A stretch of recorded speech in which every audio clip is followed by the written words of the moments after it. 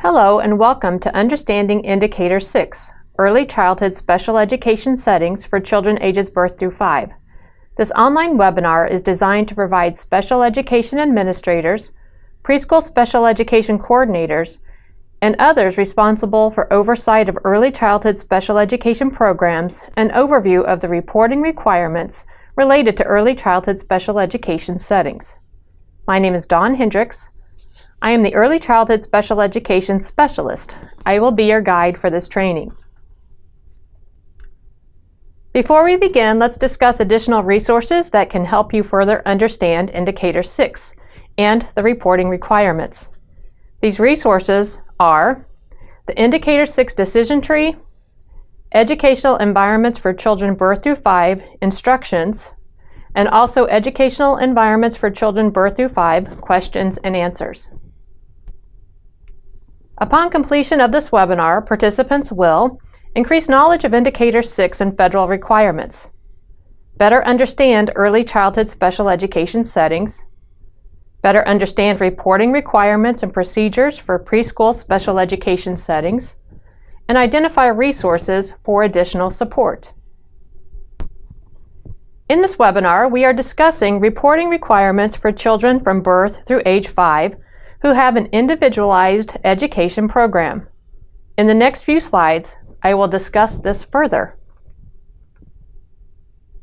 The Office of Special Education Programs, also known as OSEP, requires states to report the percentage of children 3 through 5 years of age who attend a regular early childhood program and receive the majority of special education and related services in the regular early childhood program, and also report the percentage of children ages 3 through 5 who attend a separate special education class, a separate school, or a residential facility.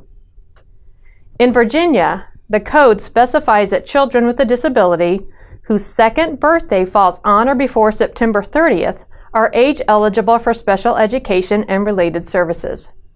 Therefore, in Virginia, we serve children younger than 3 years of age. As noted in the previous slide, OSEP requires states to report Indicator 6 for children ages 3 through 5 years of age. In Virginia, data is reported for children served from birth through 5 years of age. This is an important distinction. Data for children from birth through 2 inclusive are not reported to OSEP, but data are collected for these children in Virginia. Reporting of Indicator 6, Early Childhood Special Education Settings, is a federal requirement. Beyond a data reporting requirement, we are also looking at providing the least restrictive environment for preschool-aged children. OSEP's expectation is that states will increase the number of children who attend a regular early childhood program and also receive the majority of special education and related services in the regular early childhood program, and will also decrease the number of students attending a separate special education class, separate school, or residential facility. To determine whether this is happening, the Individuals with Disabilities Education Act, or IDEA, requires states to submit a performance plan which includes baseline data, targets, and improvement activities for the data indicators. This information is outlined in the Virginia State Performance Plan, or what we also call an SPP. State-level targets have been determined for all data indicators, including Indicator 6. Each year, Virginia is to increase the number of children who attend a regular early childhood program and receive the majority of special education and related services in the regular early childhood program, and also reduce the number of students attending a separate special education class, separate school, or residential facility.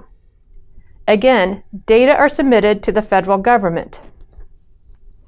States are to provide annual reports on the state-level data and progress toward meeting the state targets described in the State Special Education SPP. Progress is described in the Virginia Annual Performance Report, or what we also call the APR. To see Virginia's SPP and APR, you can go to the Virginia Department of Education website, navigate to Special Education, then click on Reports, plans, and statistics.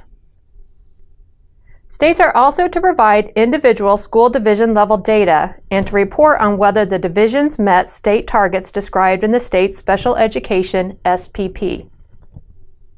Division level data for each data indicator, including Indicator 6, is found on the DOE website on the same page noted in the previous slide. The division level data can be found in the annual Special Education Performance Report to the public. Every division in Virginia must submit their division level data. School divisions are to increase the number of children who attend a regular early childhood program and receive the majority of special education and related services in the regular early childhood program, and reduce the number of students attending a separate special education class, separate school, or residential facility. As noted previously, in addition to a data reporting requirement, there are other reasons to support a focus on Indicator 6, early childhood special education environments. The U.S. Department of Health and Human Services and the U.S. Department of Education recently released a joint policy statement on inclusion of children with disabilities in early childhood programs. A copy of the policy statement can be found on the website with the other Indicator 6 resources. The policy statement confirms that for all children with disabilities, including children aged 3 through 5, removal of children with disabilities from the regular educational environment may occur only when the nature and severity of the child's disability is such that the education in the regular class with the use of supplementary aids and services cannot be achieved satisfactorily. IEP teams must determine the least restrictive environment for each child based on what he or she needs in order to receive a free, appropriate public education. It is important to remember that placement decisions are based on the least restrictive environment required for an individual child to receive a free, appropriate public education, and not on slot or program availability. Additionally, a child should be removed from the early childhood setting only if, even with the addition of supplementary aids and services, the child's needs cannot be met in that setting. In this case, the IEP must include justification for the placement decision. So what is Indicator 6? On this slide, you can see the two pieces of data the federal government is interested in. Indicator 6 is the percent of children aged 3 through 5 with IEPs attending a Part A, regular early childhood program and receiving the majority of special education and related services in the regular early childhood program. And then Part B, the percentage of children aged 3 through 5 with IEPs attending a separate special education class, separate school, or residential facility. In the next webinar in this series, the terminology found in Indicator 6 are clearly defined. In this webinar, I will discuss the key concepts of Indicator 6. Part A of Indicator 6 is the percent of children attending a regular early childhood program and receiving the majority of special education and related services in the regular early childhood program, or what you often see referred to as RECP. To make this determination, OSEP requires states to report on the time children with disabilities, aged 3 through 5, are attending a regular early childhood program. In Virginia, this will be indicated by noting whether a child attends a regular early childhood environment at least 10 hours per week or less than 10 hours per week. The time in a regular early childhood environment is to include both the hours per week the child is in a regular early childhood program placement as determined by the IEP team, and also the hours per week that the parent has enrolled their child in a regular early childhood program. Further, this calculation is based on the time during a typical week. Preschoolers' schedules vary from day to day. Therefore, the time in a regular early childhood program is calculated based on what the child typically does across a week. Again, in Virginia, this will be indicated by noting whether a child attends a regular early childhood program at least 10 hours per week or less than 10 hours a week.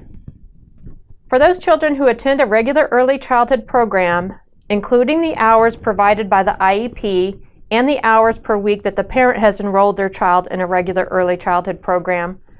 OSEP also requires states to report the percent of children who receive the majority of special education and related services in the regular early childhood program. To reiterate, Part A of Indicator 6 requires reporting the percent of children aged 3 through 5 with IEPs attending a regular early childhood program and receiving the majority of special education and related services in the regular early childhood program. Part B of Indicator 6 requires reporting the percent of children attending a separate special education class, separate school, or residential facility. If the child attends a special education program, then the type of program is to be indicated. Again, the choices are separate special education class, separate school, or residential facility. On this slide, you can see the formula used to determine the percentages in Indicator 6, Part A, and Part B. How is Indicator 6 collected from each school division? Indicator 6 is collected through the December 1 Special Education Child Count Collection. The December Child Count collects information required to meet federal reporting requirements under the Individuals with Disabilities Education Act and information required for certain elements of the Standards of Quality state funding calculation. Local education agencies must submit individual records for the following: full-time and part-time students served in the division for each student with an active IEP on December 1 of the current school year, students placed in other divisions, students placed in private schools, day or residential, students placed in regional centers, students receiving special education services in local or regional jails, and also preschool-age students served in community-based programs. Local education agencies are to ensure the students' data is correct prior to the December 1 Special Education Child Count collection. Therefore, preschool educational environment data is to be updated as needed and is to be updated prior to this count being collected. It is up to the LEA to determine when and how to collect and update the educational environment data. Suggestions for updating the educational environment data include the following instances: when an IEP is written, when an IEP is amended, and anytime a team member becomes aware that a change has occurred that does not involve a change in the child's IEP placement. For example, when a child no longer attends an after-school program and does not attend a regular early childhood program. This is a conclusion of the first webinar in this series. For more information on Indicator 6, please view the other webinars in this series.